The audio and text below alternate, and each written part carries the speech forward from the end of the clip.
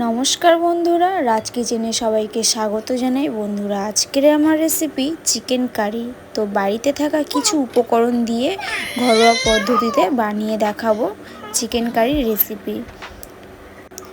তো বন্ধুরা, ভিডিওটি পুরোপুরি দেখার অনুরোধ রইল। আর চ্যানেলে যদি নতুন বন্ধু হয়ে থাকো, চ্যানেলটিকে প্লিজ সাবস্ক্রাইব করে পাশে থেকো।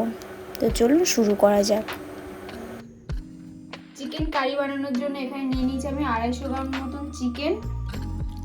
তো চিকেনটাকে আমি ভালোভাবে ধুয়ে নিয়েছি, নিয়ে জল ঝরিয়ে নিয়েছি। আর এখানে আমি মশলা বলতে নিয়েছি এখানে 2 চামচ হলুদ গুঁড়ো, 2 চামচ লঙ্কার গুঁড়ো, আর অল্প পরিমাণে হাফ চামচ মতন চিনি, আর 2টো তেজপাতা, আর 2টো শুকনো লঙ্কা, আর এখানে 2 চামচ নুন নিয়েছি। আর এই যে ভাজা করবো এই মশলাটা 2 চামচ গোটা জিরে আর গোটা ধনে, এটাকে আমি কড়ার মধ্যে ভালোভাবে ভেজে পেস্ট করে নেব। এখানে নিয়েছি আমি 3 চামচ আদা রসুন পেস্ট, টমেটো কুচি, ওই 2টো মিডিয়াম সাইজের টমেটো কুচি নিয়েছি, আর পেঁয়াজ কুচি নিয়েছি 3টে, আর এখানে নিয়েছি আমি সরষের তেল। গ্যাস জ্বেলে দিয়েছি, আমি এটা কড়া বসিয়ে দিয়েছি। আর ওই যে ভাজা মশলাটা আমি ভেজে নেব, তাই দিয়ে দিয়েছি। একটু হালকা করে নাড়াচাড়া করে ভেজে নেব। তোমরা চাইলে দোকান থেকে কেনা গুঁড়ো মশলাও অ্যাড করতে পারো, আমি এখানে গোটা মশলা বাড়িতে বানিয়ে নিচ্ছি। তো এটা আমার ভাজা হয়ে এসছে, দেখো এরকমই লালচে লালচে করে ভেজে নিয়েছি। ভালো একটা স্মেলও বেরিয়ে গেছে। তো এটাকে এবার আমি একটা প্লেটের মধ্যে নিয়ে নেব, নিয়ে এটাকে আমি পেস্ট করে নেব। কড়াতে দিয়ে দেবো সরষের তেল, তেলটা গরম হবে। তেলটা আমার এখানে গরম হয়ে এসছে। এবার দিয়ে দেবো 2টো তেজপাতা আর 2টো শুকনো লঙ্কা, দিয়ে একটু নাড়াচাড়া করে নিলাম। নিয়ে ওই তেলে দিয়ে দেবো কোচানো পেঁয়াজ। পেঁয়াজটা আবার একটু ভালোভাবে একটু নাড়াচাড়া করে ভাজা ভাজা হতে দেবো।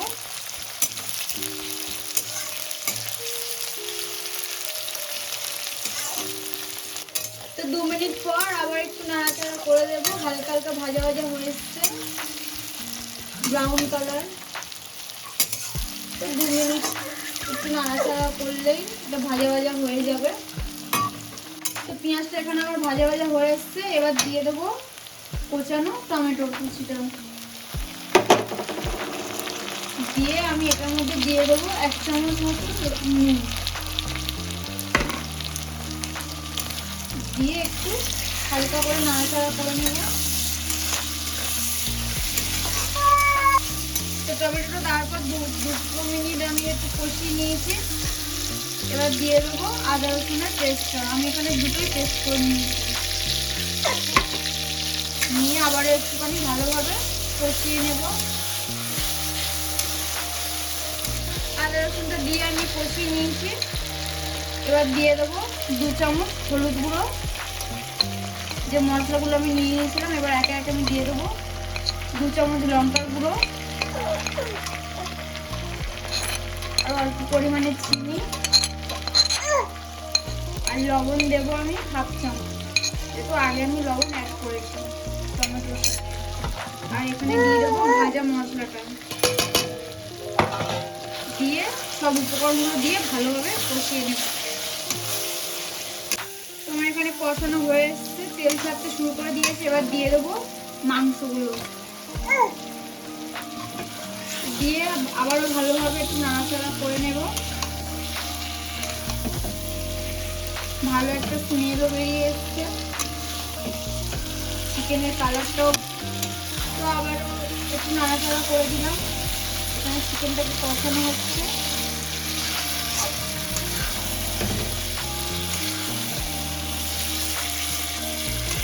তো আমার এখানে প্রায় কষানো হয়ে এসছে। তো এরকমভাবে আস্তে আস্তে করে 2-3 মিনিট এরকমভাবে নাড়িয়ে নিতে হবে। আর গ্যাসের একটু গ্যাসটাকে একটু লো ফ্লেমে রাখতে হবে, তাহলে তলাতে ধরে যেতে পারে। তো আমার এখানে কষানো প্রায় রেডি। এবার আমি পরিমাণ মতন জলটা দিয়ে দেবো।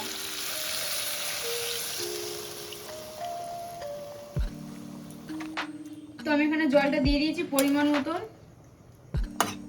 এবার আমি 5-10 মিনিটের জন্য ঢাকা দিয়ে রেখে দেবো, আর গ্যাসটাকে লো ফ্লেমে রাখবো যাতে সিদ্ধ হয়। 10 মিনিট পর আমি আবার খুলে নিলাম,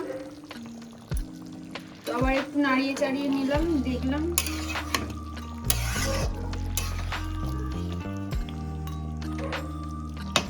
তোমার চিকেন কারি রেসিপি রেডি।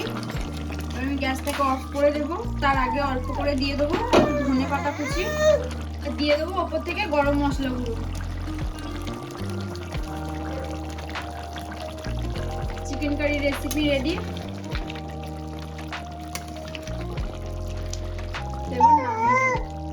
গ্যাসটাকে অফ করে দিলাম।